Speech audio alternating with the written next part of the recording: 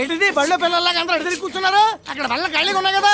తాత ఇక్కడ ఇరుక్కుని కూర్చోపోతే అక్కడికి వెళ్ళి కూర్చోవచ్చు కదా. ఇక్కడైతే మంగ తయారు దగ్గరగా ఉంది, ఏడేడిగా ఏసి ఇస్తుందని.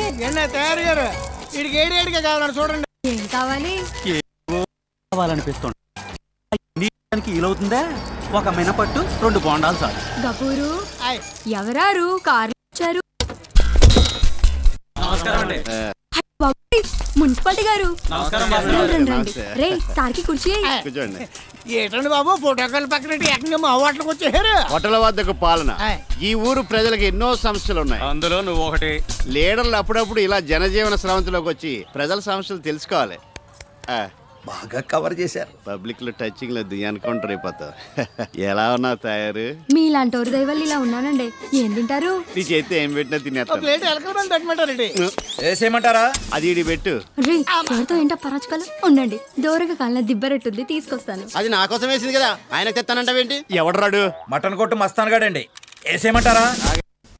2వ ఎస్ఆర్సీలో నీ మటన్ కొట్లు వేసిపోతుంది తెలుసా? 2 SRC అంటే ఏంటండి? నాకు మాత్రం తెలిసేటి పదం బాగుందని వాడాను. అదా రే ఇప్పుడే సంతకం కూడా పెట్టేశారంట. అయ్యే బాబోయ్, అంత పని చేయమాకండి. నాకు 3 పెళ్ళాలు 6 పిల్లలు, మటాస్ అయిపోతాను. ఇదిగో తయారు సార్, తొందరగా దిబ్బరొట్టు తీసుకురా.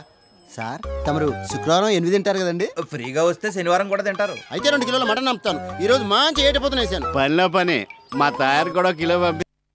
మరి 2 SRCలో నా షాపు ఈ వారం రాకుండా ఆపుచాలే, నువ్వు వెళ్ళు. మటన్ పంపపోతే SRC గుర్తుంచుకోరు. తీసుకోండి. ఏంటో పాపం, నువ్వు రాత్రనక పగలనక ఒళ్ళు దాచుకోకుండా కష్టపడుతుంటే నాకు మా చెడ్డ జాలేసేస్తుంది. అన్నట్టు కథ నుంచి మీ ఆయన ఎప్పుడు వస్తాడు? ఎందుకండి? సడన్ గా వచ్చేందుకు ఇబ్బంది కదండి.